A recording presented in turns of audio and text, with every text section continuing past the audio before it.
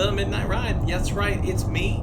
It's Will. He's back for another edition, week one. Draft went okay, I guess. We'll talk about that. We'll talk about how everyone sucks. Let's just get to it. Let's get to the show. Alright, I'll see you later.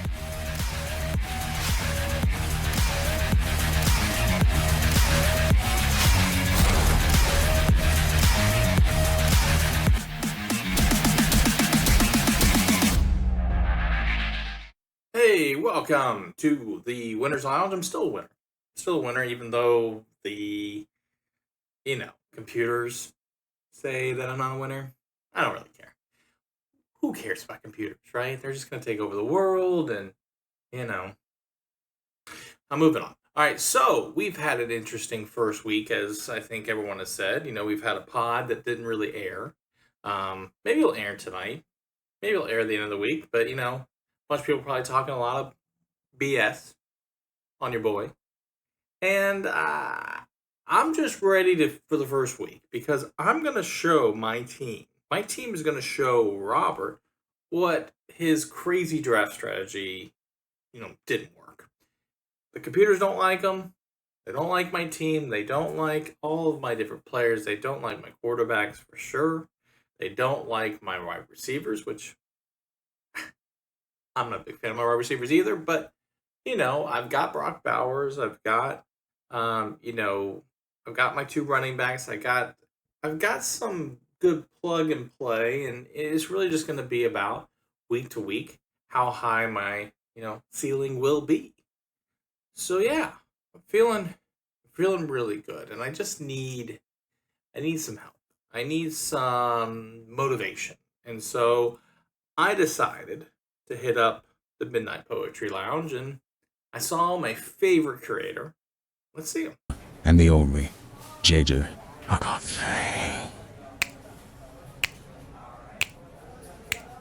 Trades.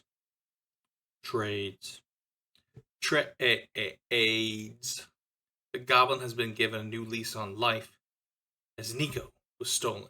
Tiki was strife. People putting up midnight offers with malice. No worries. His team is built like a palace. Midnight isn't worried about his ranks as he takes the first place. Money to the bank.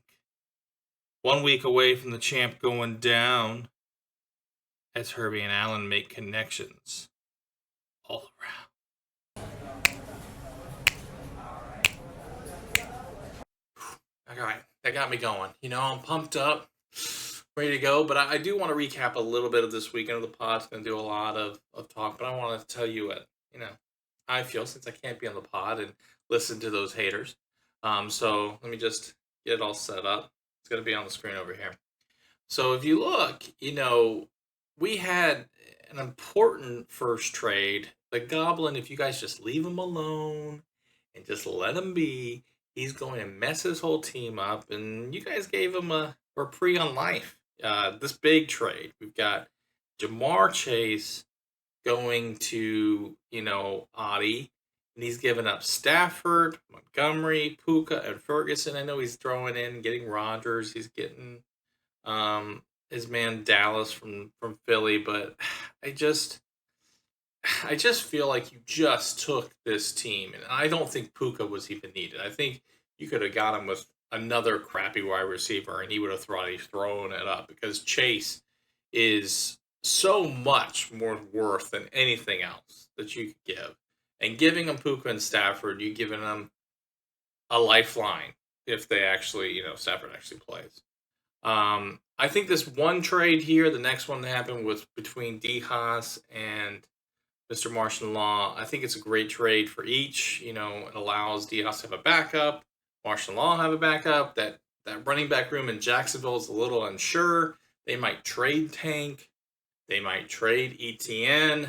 Right now, I think it's Bigsby's backfield, but I don't think Robert's starting him this week. So, a good little backup there. We're not going to talk about my trade with Human because it was kind of in in response to another trade that was supposed to happen. But yeah, as my main creators talked about, Gee got me. He got me. I thought Nico was in the bag. I thought, I had a good package. But wow, he just threw everything to him. Giving him up 2 starters, probably 3 starters for Nico Collins. I mean, just the value is crazy. And, Nico has not been particularly healthy for the last 2 years. I'm hoping that's changing because I really believe in him this year. He's on my other fantasy team, so I've got to believe. But, geez, interesting for sure. But, I think that you, Gee, are just a reprehensible human being. That's what I think it is. Taking a trade that was just so great that I worked so hard for and undercutting it to the Goblin, who's in my division. Like, at least I was throwing him stuff that I felt like, okay, if he played against me. But now you give him even more. The depth this man has after doing the worst draft ever. Worst draft ever. Is just insane. You guys are terrible to give him an opportunity like that. But I digress. Let's go back to the main, get off this computer a little bit. So, we're ready for a new week. A week that's going to see, hopefully, less injuries when they're at practice. But I'm excited. Thursday is only, basically a week away. And we're going to see week 1 where the Philadelphia Eagles lose at home. I mean, don't you want to see that? Kyle DeHaas get so excited to see football and then start 0-1? I'm excited about that. So let's get to it. We're a week away. I'll be back next week. And you know why? Because it's getting close to the stroke of